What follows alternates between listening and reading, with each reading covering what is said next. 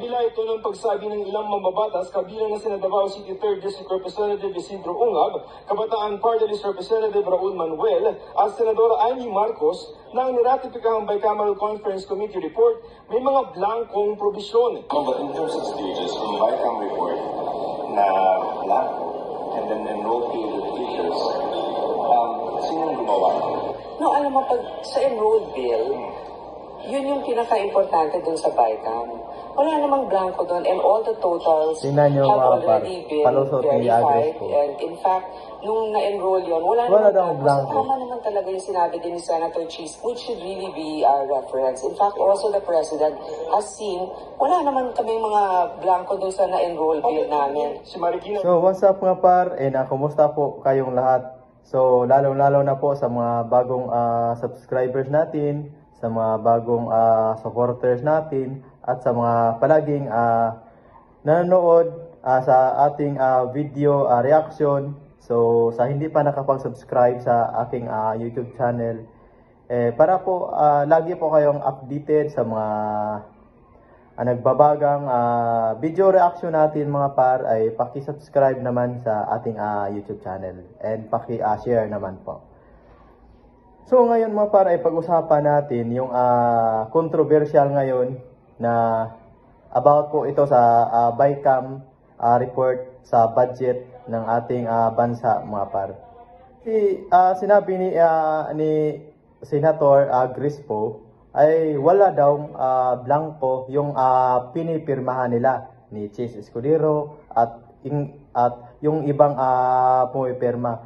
Wala daw blanco. Pero mga par, maraming nagsabi, ilan sa kanila, yung kasamahan nila sa Kongreso na may blanco daw. So tama yung sinasabi ni former President Duterte na may blanco yung pinipirmahan ng mga kongresista at sa mga Senado. So tama yung sinasabi ni Attorney Ungab na blanco rin. So ilan sa mga senador na nasabi na blanco daw. Mismo si Amy Marcos ayaw niyang pumirma kasi paano daw pumirma siya sa isang blanco. So ito yung video mga par, pakita po sa inyo kung paano ni dinideny ni Senator Crispo yung sa Bicam report na wala daw blanco. So panoorin natin yung pahayag ni Crispo para kung paano siya lumusot sa issue na yon. Walang mali sa naging proseso ng pagpasa ng 2025 national budget.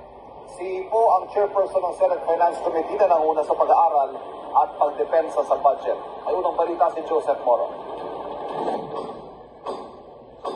Bilang chairman ng Senate Finance Committee, Senadora Grace Poe ang nanguna sa pag-aaral at pagdepensa ng panukalang 2025 national budget. Si Poe pinanindigang walang milagro at walang maling nangyari sa 2025 national pero budget. Sa kabila ito ng pagsabi ng ilang mambabatas kabilang na sina Davao City 3rd District Representative Isidro Ungab, Kabataan Party List Representative Raul Manuel at Senadora Amy Marcos na ang niratipikahang Bicameral Conference Committee report may mga blankong probisyon. But in terms of stages, from the Bicam report na blanco and then enrolled period features, sino gumawa?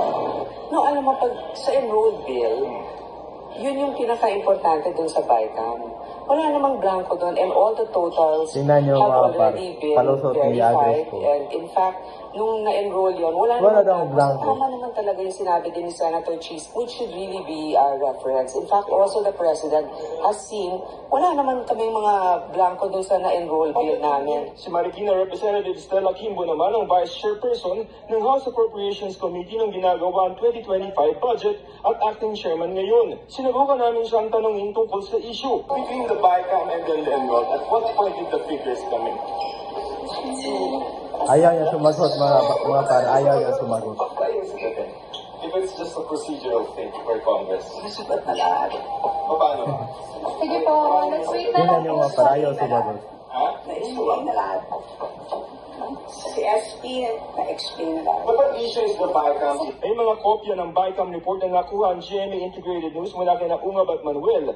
May nakuha din kami mula sa di nagpapangalang source sa Senado. Bagamat ang pagkakaiba sa bilang at pwesto ng mga pirma, pare-pareho ang mga blanco ng mga ito. Yun. Ang BICAM report ang niratipikahan ng Kongreso para maging basihan ng enrolled bill at ang mapirmahan ng Pangulo naging General Appropriations Act o 2025 National Budget. Pero kung ikukumpara sa isinabatas sa General Appropriations Act, ang mga blanco sa BICAM report ay napunan ng kabuang halagang di bababa sa 138.36 billion pesos. Pinakamalaki riyan ang budget para sa NIA, Sobrang laki. kaugnay ng Agriculture and Fisheries Modernization Program. Blanco ito sa BICAM report pero nalagyan ng 56.4 billion pesos. Ayun. Ang sabi ng mga kumikusyong mambabatas na punan ng mga blanco sa enrolled bill pagkatapos nilang i-ratify ang BICAM report. Kaya tanong nila, sino ang gumawa nito? From BICAM. Sino yung gumagawa? Yung nasa Merong Quadcom? technical working group that Sino ba? actually Yung mga consolidates the congressmen reports of the na House nasa, and the Senate. When we have nakaupo sa, completed the BICAM report and we submitted it as Kongreso. an enrolled bill, it was complete. Thank you. It's complete. Sinabi naman ni Senate President Jesus Cordero na may probisyon sa Bicameral Conference Committee report na kung may kaibahan ng BICAM report at ang enrolled bill ang masusunod. Naghahanda na ang ilang grupo na questioning sa Korte Suprema ang legalidad ng 2025 national budget. yun. Nakita yung statement ni Agris po mga parno. Halatang halata na may milagro, may focus na ginawa. Sila lang ang nakabenepisyo. Pero ngayon, makabenepisyo pa sila kaya nabisto naman. So, ayun. So, abangan na lang natin mga bar sa susunod na mga araw kung ano ang mangyari. So, maraming salamat mga bar. So, abangan po ninyo yung mga next video reaction natin mga bar.